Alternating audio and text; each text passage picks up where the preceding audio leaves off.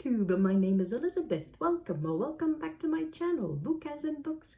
This video is all about Jane Austen because Jane Austen July is upon us. In case you don't know what Jane Austen July is, I will leave links in the description box below. It is obviously a month-long event dedicated to the wonderful author Jane Austen. It is hosted by Katie from Books and Things, Marissa from Blatantly Bookish, and Claudia from Spinster's Library. There are various prompts, and I will somewhat plan things for the prompts, but not necessarily. I will be not as enthusiastic as last year, maybe not as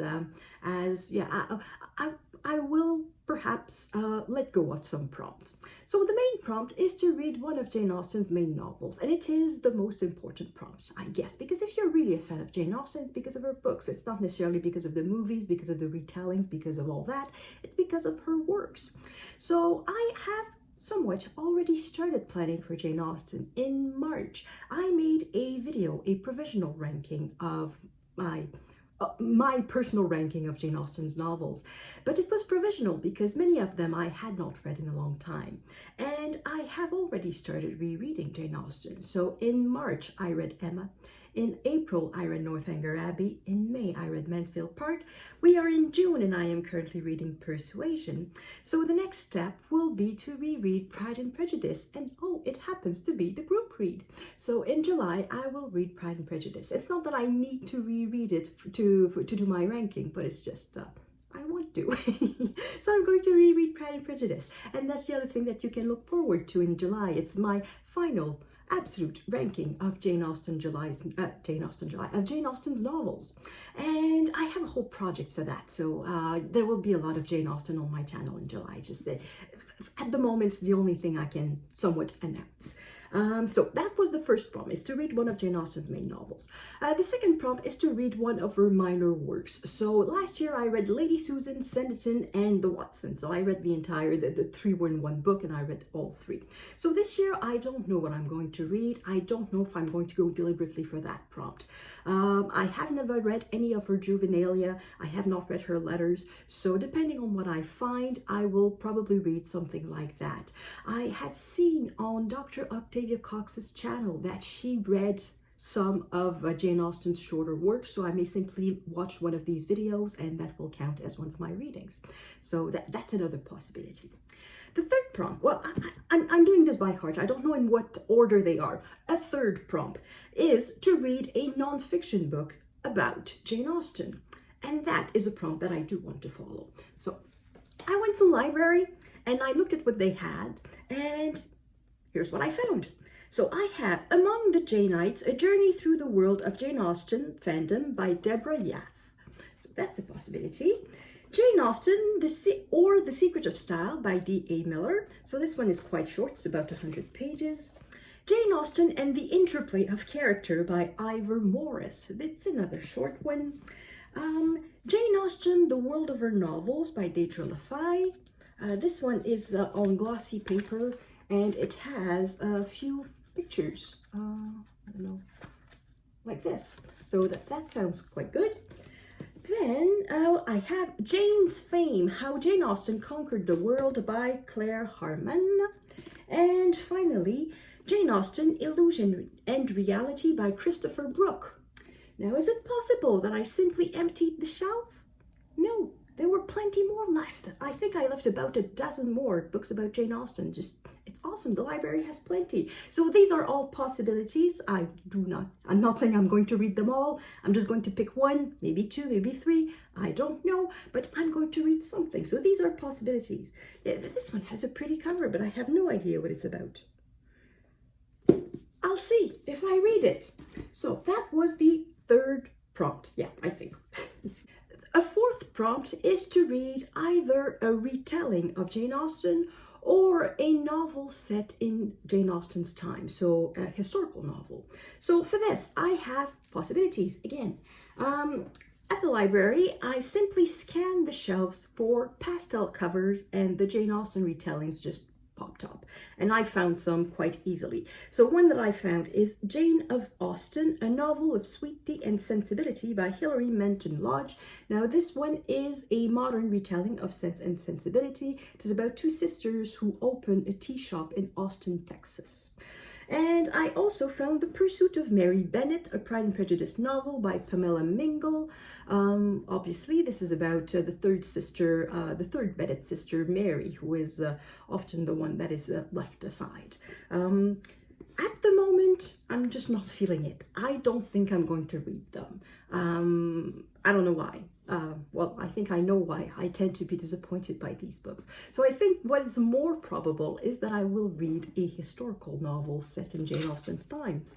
And for that, I have a whole collection of Georgette here. So this is A Civil Contract. It is set during the time of Jane Austen. Here it says, Adam Deverell, the new Viscount Linton, is madly in love with the beautiful Julia Overley. But he has returned from the Peninsular War, so that means the war against Napoleon in Spain in the precise dates I think are 1808 to 1814. Call me a nerd, I am. To find his family on the brink of ruin and his ancestral home mortgaged to the hilt, he has little choice when he is introduced to Mr.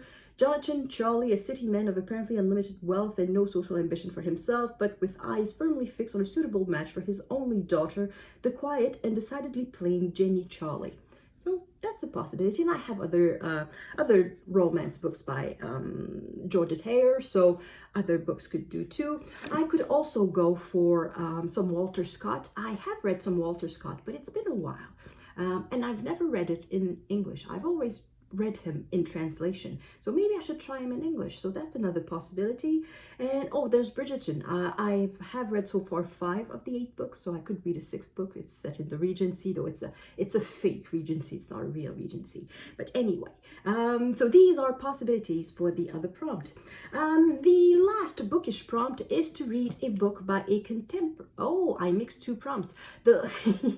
I said I would read some Walter Scott. That's for the next prompt.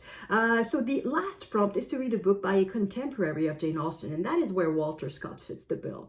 Okay, so forget Walter Scott for the historical novel. That will be a romance or a retelling. So the contemporary of Jane Austen, Walter Scott, is an option. And the other option is the book that I had started last year for Janeistejuly. It's so big, it's huge, and it's an epistolary novel. It is by Madame de Staël.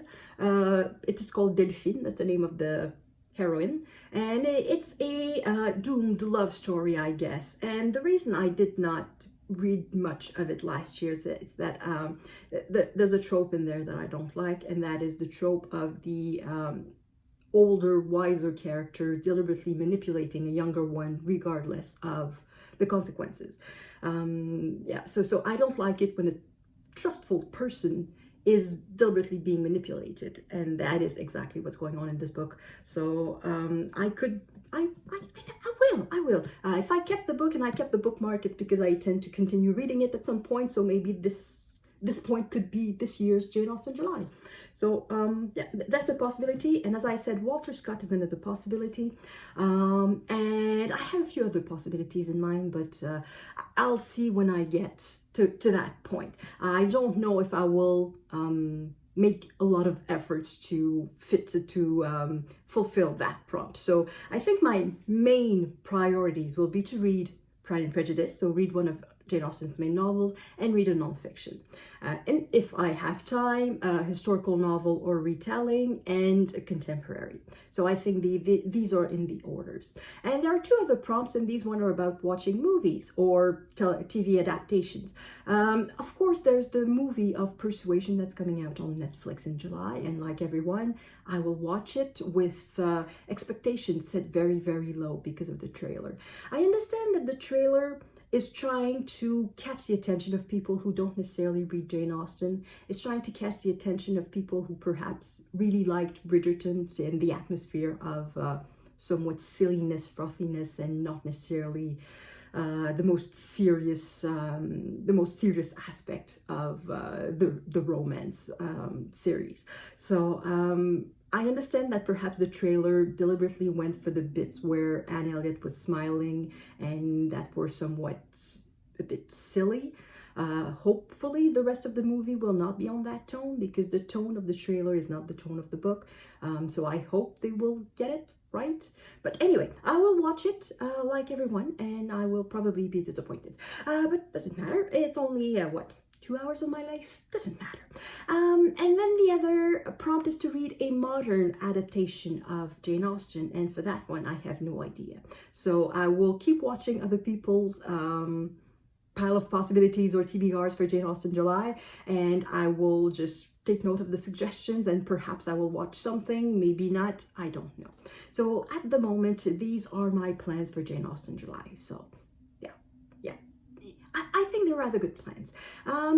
Yeah, there's another reason why my month of July will not be exclusively about Jane Austen. I have bought tickets to go see some Shakespeare plays at Stratford.